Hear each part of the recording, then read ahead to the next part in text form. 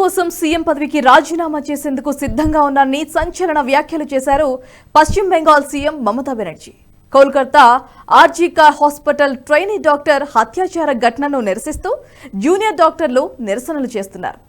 విధులకు హాజరవ్వాలని దేశ అత్యున్నత న్యాయస్థానం హెచ్చరించినప్పటికీ వారు వెనక్కి తగ్గడం లేదు. ప్రభుత్వం తమ డిమాండ్లు నెరవేరిస్తేనే విధుల్లో చేరుతామని కుండబద్దలు కొడుతూ చెప్పారు. దీనిపై చర్చలు జరిపేందుకు వైద్యుల బృందాన్ని పశ్చిమ బెంగాల్ సీఎం మమతా బెనర్జీ ఆహ్వానించినా వారు నిరాకరించారు. ఈ క్రమంలో బెంగాల్ సీఎం కీలక వ్యాఖ్యలు చేశారు. జూనియర్ వైద్యురాలి హత్యాచారం విషయంలో న్యాయం జరగాలని తాను కూడా కోరుకుంటున్నట్లుగా చెప్పారు. ఆర్జీకార్ ఆసుపత్రి ఘటనపై ప్రతిష్టంభన తొలగించడానికి జూనియర్ డాక్టర్లతో చర్చలు జరపడానికి 3 సార్లు ప్రయత్నించినట్లుగా తెలిపారు మమత.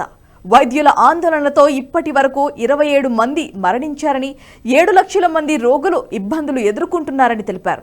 ఆర్జీకార్ ప్రతిష్టంభనకు ముగింపు లభిస్తుందని ఆశించిన బెంగాల్ ప్రజలకు క్షమాపణలు చెప్పారు.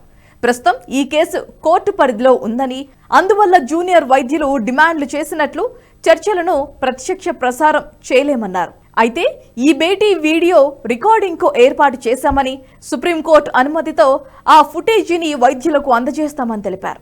ఆందోళన చేస్తున్న జూనియర్ డాక్టర్లపై ఇలాంటి చర్యలు తీసుకోమని, పెద్దవాళ్లం కాబట్టి వారిని క్షమిస్తామని చెప్పారు మమతా బెనర్జీ. సీఎం మమతా బెనర్జీతో జూనియర్ వైద్యుల చర్చల నేపథ్యంలో నాటకీయ పరిణామాలు జరిగాయి. సీఎంతో భేటీని లైవ్ టెలికాస్ట్ చేయాలని జూనియర్ డాక్టర్లు పట్టుబట్టారు. అలాగే 30 మంది వైద్యుల బృందాన్ని చర్చలకు అనుమతించాలన్నారు. కానీ ప్రభుత్వం మాత్రం 15 మందికే అనుమతి ఉందని చెప్పింది. దానికి ఒప్పుకోని వైద్యుల బృందం తాము 30 మంది వెళ్తామని ప్రకటించింది. దీంతో చర్చలపై ప్రతిష్టంభన నెలకొంది.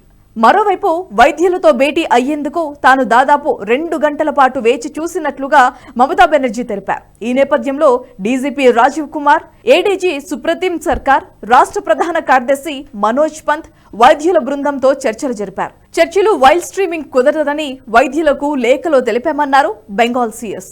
సమావేశం మొత్తాన్ని డాక్యుమెంటేషన్ చేస్తామని చెప్పినట్లు తెలిపారు. దాదాపు 2 గంటల పాటు చర్చల కోసం సీఎం ఎదురు చూశానని, తాము కూడా వైద్యులను ఒప్పించేందుకు ప్రయత్నించామని, కానీ వారు సమావేశానికి హాజరు కావాలని అనుకోవటం లేదని తెలిపారు సీఎస్.